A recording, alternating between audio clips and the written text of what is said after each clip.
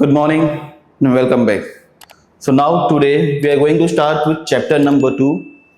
Okay, that is cascading style sheet and JavaScript. So we have already learned about JavaScript. Okay, it is used to validate the form, right? So now we are going to learn about cascading style sheet, that is CSS.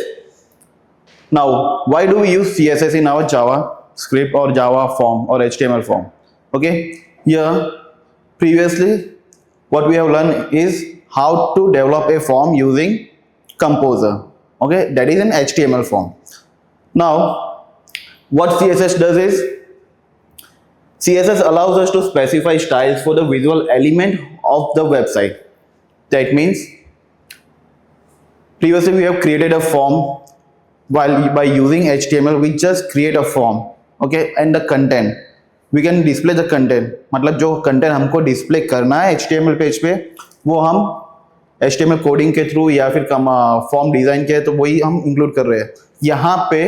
what CSS will do, ये जो element हमने use किया या फिर जो content हम use करेंगे HTML forms के या फिर वेबसाइट पे, ओके, तो उसको कैसे डिस्प्ले कराना है, okay, how it will appear. Okay, so for that purpose we will use CSS. Okay, now the next is it helps us to keep the information content of a document separate from the details of how it displays it. Okay, that means CSS जो है वो क्या करता है, हमको help करता है जो इंफॉर्मेशन कंटेंट है, जो कंटेंट हमने यूज किया है वेबसाइट पे, ठीक है, तो वो कंटेंट का जो डिटेल्स है प्लस जो डिजाइनिंग पार्ट है, जो कंटेंट को कैसे डिस्प्ले कराना है, उसको क्या डिजाइन है, क्या कलर्स हमने फॉर्मेट लिया है, वो सब का जो डिटेल्स है वो दोनों को सेपरेट रखता है. अब क्या क्या सेपरेट रखेगा, सी, अब यहाँ पे इंफॉर्मेशन कंटेंट और दूसरा है details of how to display it. So first क्या है, information content and details of how to display. यहाँ पे दोनों पार्ट अलग अलग है. एक जो इंफॉर्मेशन कंटेंट है मतलब जो हमने कंटेंट कौन सा इंक्लूड किया हमारे वेब पेज में, जो भी कंटेंट है, अभी कंटेंट हमारा कुछ भी हो सकता है, either it can be a text, paragraph, image, audio, video, animation, anything. Okay, वो आ गया कंटेंट में. Second part details of how to display it. यहाँ पे सिर्फ वही डिटेल रहेगी कि कैसे हमको उसको डिस्प्ले कराना है, ठीक है.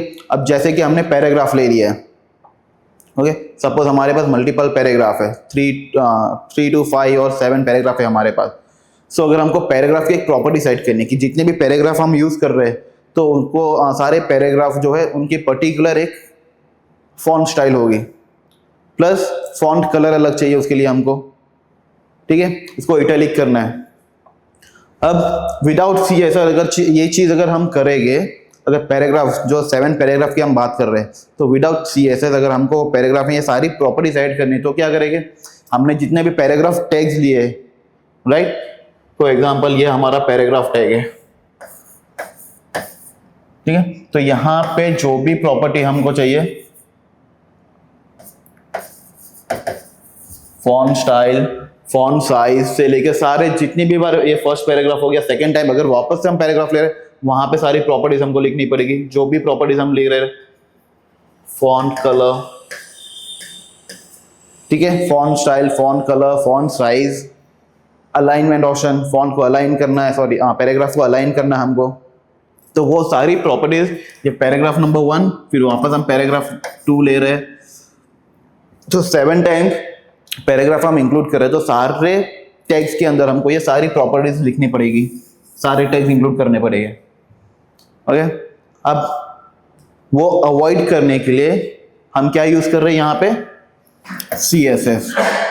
CSS के थ्रू हमको क्या करना है, it allows us to specify the properties, ठीक है. हमको वहां पे CSS में जाके क्या करना है, सिर्फ प्रॉपर्टी सिलेक्ट करनी है, पैराग्राफ टैग लेना है, पैराग्राफ टैग सिलेक्ट करो और उसकी सारी प्रॉपर्टी सिलेक्ट कर लो.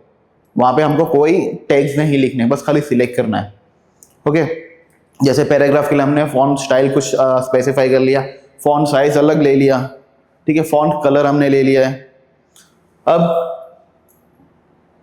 एक बार हमने प्रॉपर्टी सेट कर लिया, फिर जितने भी पैराग्राफ हम यूज करें हमारे वेब पेज में, तो वही सेम प्रॉपर्टी वहां पे सारे पैराग्राफ में अप्लाई हो जाएगी. हमको ये बार बार ये पैराग्राफ टैग के साथ सारी प्रॉपर्टीज अप्लाई करने की जरूरत नहीं है। एक बार हमने CSS में अप्लाई कर लिया, फिर पूरे वेब पेज में जितने भी पैराग्राफ हम ले रहे हैं वहीं पर उसकी सारी प्रॉपर्टीज वही अप्लाई हो जाएगी।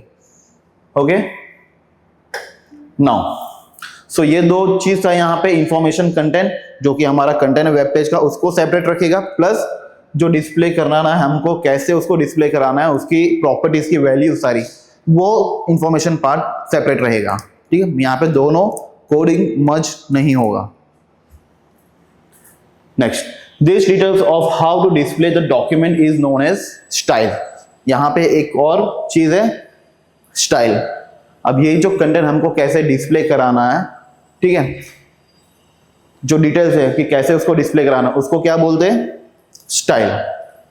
Now will go to style. Coming back to style, now style help us to avoid duplication in coding.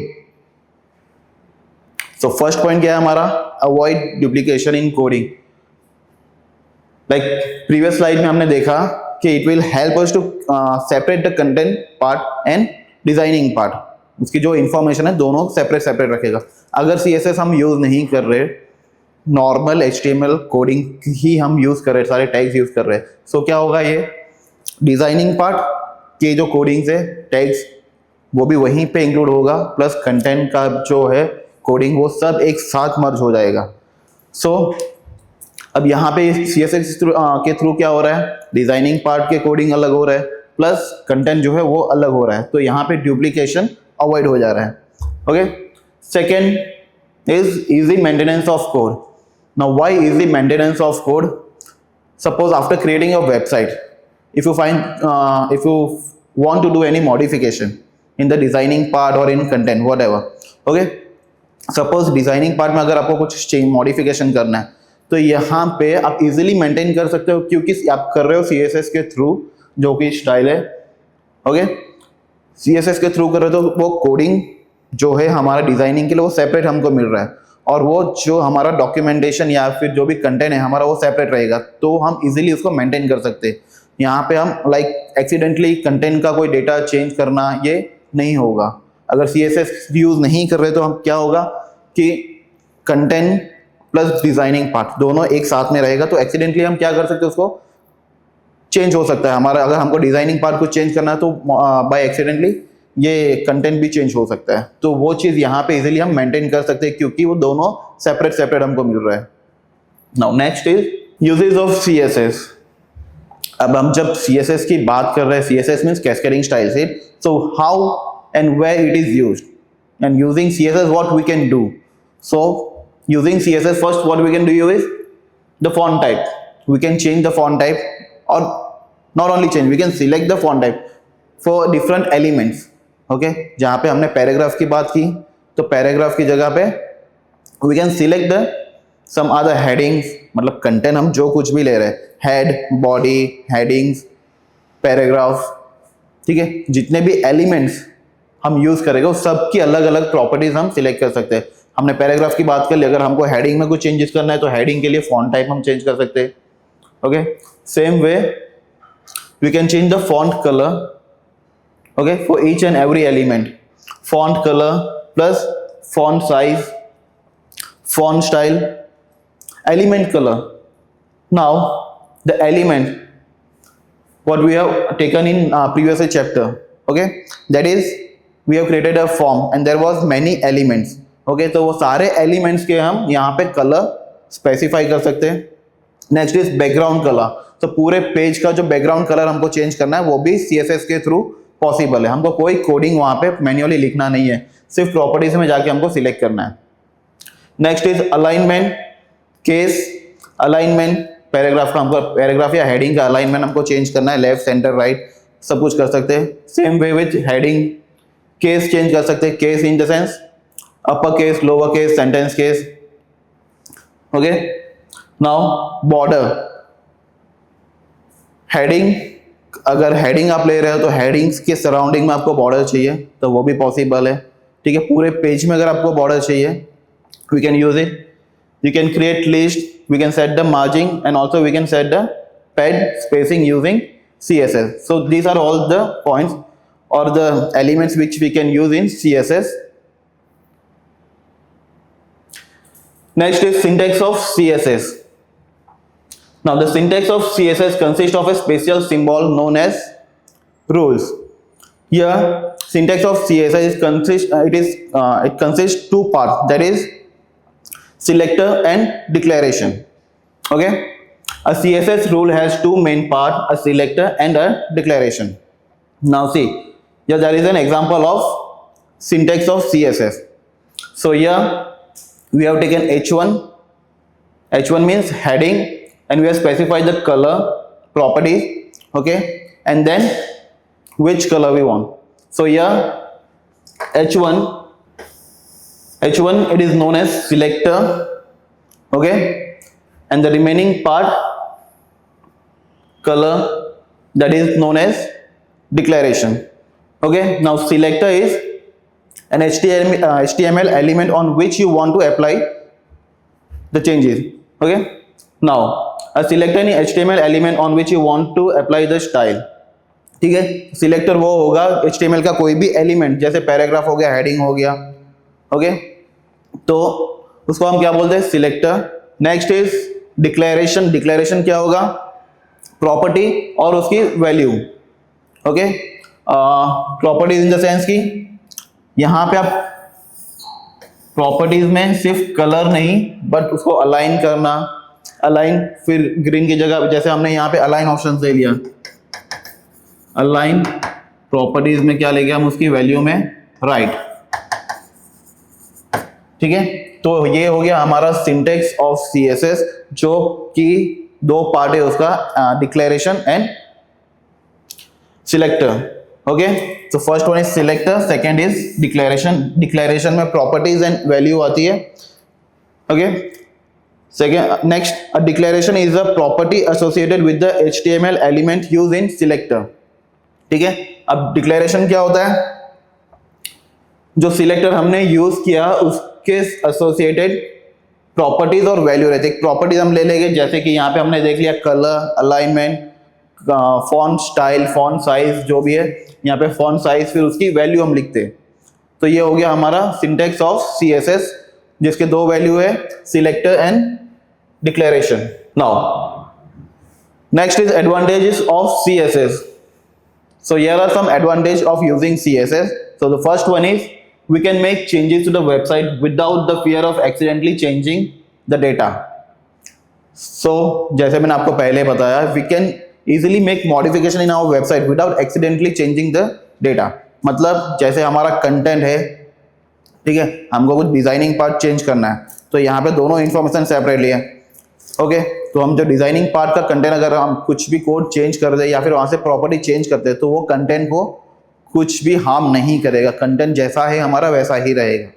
Okay, next advantage is the web designer job is made easier as to change the style. He only need to make modification in CSS only.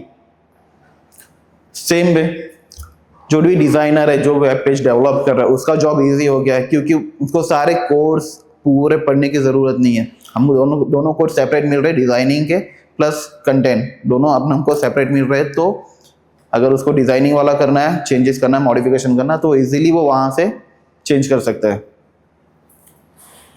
The CSS has less code compared to that on HTML.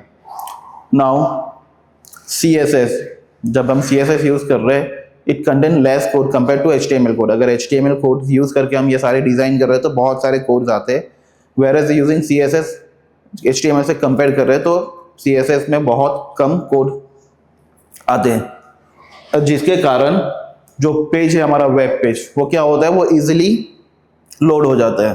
वो page open होने में ज्यादा time नहीं लगता है. Okay, now disadvantage of CSS. जहां पे CSS में हमको एडवांटेजेस है, ठीक है, तो यहाँ पे कुछ डिसएडवांटेजेस भी है. ओके, तो सबसे पहला यहाँ पे डिसएडवांटेज क्या है कि it has a compatibility issue. Compatibility issue मतलब लाइक अगर हमने कुछ प्रॉपर्टीज ये सब सेट किया है, ओके, तो जरूरी नहीं कि हर एक ब्राउजर में वो सेम प्रॉपर्टी या फिर सेम थीम ओपन हो. ओके, हमने जैसे जो भी CSS के थ्रू कुछ भी प्रॉपर्टीज हमने हेडिंग और पैराग्राफ के लिए असाइन किया या फिर बैकग्राउंड हमने सेट किया हुआ है, अब जब हम वो पेज को कोई ब्राउजर में सपोज गूगल क्रोम में ओपन कर रहे हैं, ठीक है, तो वहां पे सारी प्रॉपर्टीज जो हमने सेट की वो सब कुछ डिस्प्ले हो रहा है, सब कुछ वैसा ही काम कर रहा है. But it may happen like if you are using some other browser from Google Chrome, if you switch to Firefox, तो इट मे हैपन लाइक कि फायरफॉक्स में कुछ कुछ प्रॉपर्टीज जो है वहां पे काम नहीं करे. लाइक फॉन्ट स्टाइल हमने जो अप्लाई किया है तो क्रोम में वो यूज अप्लाई हो रहा है, वहां पे वो प्रॉपर्टीज दिख रही है हमको, बट फायरफॉक्स में वो चीज़ काम नहीं कर रहा, हमको रेगुलर फॉन्ट ही आ रहा है. तो ये एक होता है कॉम्पेटिबिलिटी इश्यू. कोई कोई ब्राउजर सपोर्ट करता है CSS और कुछ ब्राउजर जो है नहीं करते हैं. ओके, तो ये कॉम्पेटिबिलिटी इश्यू है जो कि था ओके प्रीवियसली जब ये डेवलप किया गया था उस टाइम पे ये कॉम्पेटिबिलिटी इश्यू आ रहे हैं. बट रिसेंटली हमारे पास जो ब्राउजर है वो उसके जो स्टैंडर्ड है वो हाई कर दिया गया, उसको अपग्रेड करके अब सारे CSS की प्रॉपर्टीज वो एक्सेप्ट करते हैं और वो सब कुछ काम करता है. ठीक है, और सब कुछ इन द सेंस कि वो जो कॉम्पेटिबिलिटी इश्यू आता है वो रिड्यूस हो गया है, पूरा का पूरा सॉल्व तो नहीं है बट रिड्यूस हो गया है.